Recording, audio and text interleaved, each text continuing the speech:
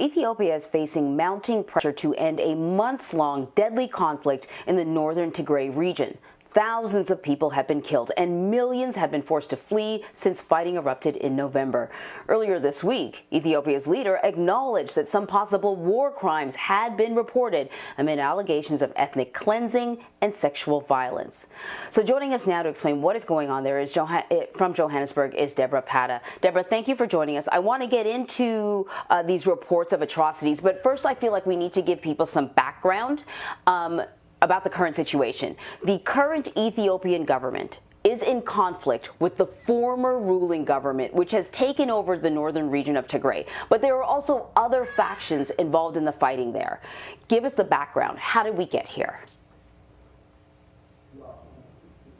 I think that's an important point to consider, Anne-Marie, that this fighting is a result of long festering tensions between the Ethiopian government and the semi-autonomous region of Tigray. It began in November with an offensive ordered by the Prime Minister.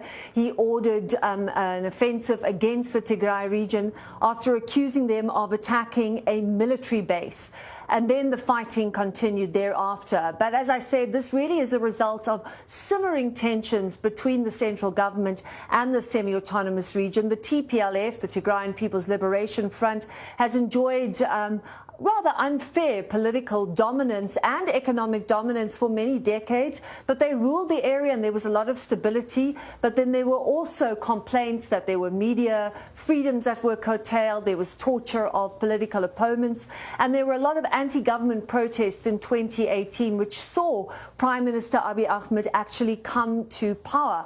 But what he began immediately was to strengthen central government control and reduce the power of regions like Tigray, which caused a lot of tension. He purged the government of TPLF officials, accusing some of them of committing corruption and other human rights violations. And so this tension continued to grow until we have the situation today. But what is perhaps more worrying and bears pointing out is that this year, we also saw Eritrean troops join the fighting, neighboring Eritrea. Now, Eritrea was involved in a long war with Ethiopia. It used to actually be part of Ethiopia, and then after a war of independence in the early 90s, it became its own nation, and then another war began with Ethiopia in 1998. And in fact, Abiy Ahmed actually won the Nobel Peace Prize for ending that particular conflict. So the presence of Eritrean forces who have been accused of some of the worst atrocities in this region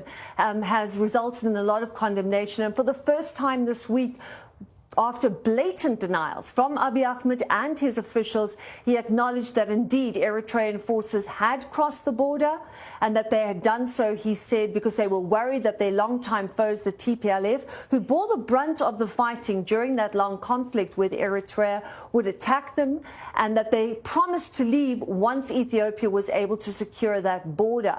But he said that they had committed atrocities, that there were reports of this, and that that would not be tolerated. It's the first acknowledgement of anything of this sort from Abiy Ahmed. And for the longest time, it was very difficult to get any information about what was happening there. Aid groups were not able to get in there, but we are learning some more horrific details of a brutal execution. And this is coming from an account by Doctors Without Borders, an aid group. What can you tell us? And why that is so important, this account from Doctors Without Borders, MSF, is exactly what you've said, Anne-Marie, is that we can't get details. Journalists have been banned for the area. So Abiy Ahmed, who came in on a reform agenda, is now using those same tactics now that he is under pressure. There's been a media blackout. Of late, in recent weeks, a few journalists have been allowed in, and so reports are starting to filter through. But this was an eyewitness account by the MSF, by Doctors Without Borders. Their clearly marked vehicle was stopped. They were ordered out. Their driver was beaten up, but then allowed back in. But there were also 2 public buses that were stopped by Ethiopian soldiers. The passengers were offloaded. The men and women were separated. And then the men were shot at point blank range, there were at least 4 men. So this is the first eyewitness account of a group like Doctors Without Borders that we're hearing of, and it backs up, sadly, what are even perhaps worse atrocities that have been committed in that region. We're hearing reports of massacres and also of horrific gender violence, Anne-Marie. Yes, can we talk a little bit about that? The UN has called for a stop to what they're calling indiscriminate and targeted attacks against civilians, including rape and other horrific forms of sexual violence. Why is gender violence being used as a main weapon here? Well, sadly, rape has been a weapon of war in many conflicts around the world, and I guess Ethiopia is no exception. And I think what's particularly tragic is that this conflict seems to be bordering on ethnic cleansing, and certainly the reports that are coming from women who have been denigrated, shamed, humiliated, and their souls shattered by this kind of violence is of ethnic cleansing. It's the language of retribution. Reports have come out that when the women are attacked by these men, it's Ethiopian forces together with Eritrean soldiers. Words like, "we have come to cleanse you of your Tigrayan blood" are used. So very strong ethnic cleansing overtones there. And the actual reports of the atrocities are absolutely horrific. In a very, very devastating report broadcast on British Channel 4 in the UK, women spoke, one woman in particular, of her and 5 other women who were raped repeatedly over 10 days by these soldiers. She said that she was tied to a rock, drugged, injected with drugs, stripped, stabbed, and then raped repeatedly by 30 men over a period of 10 days. So really horrific reports. And again, the first time this week that Prime Minister Abiy Ahmed has even acknowledged that there were atrocities committed. And he said that any Ethiopian soldier found guilty of raping a woman or of any other gender abuses committed would be held accountable. But simultaneously, he also said that there was a propaganda of exaggeration. So we have yet to see how seriously he takes those reports of atrocities committed against women.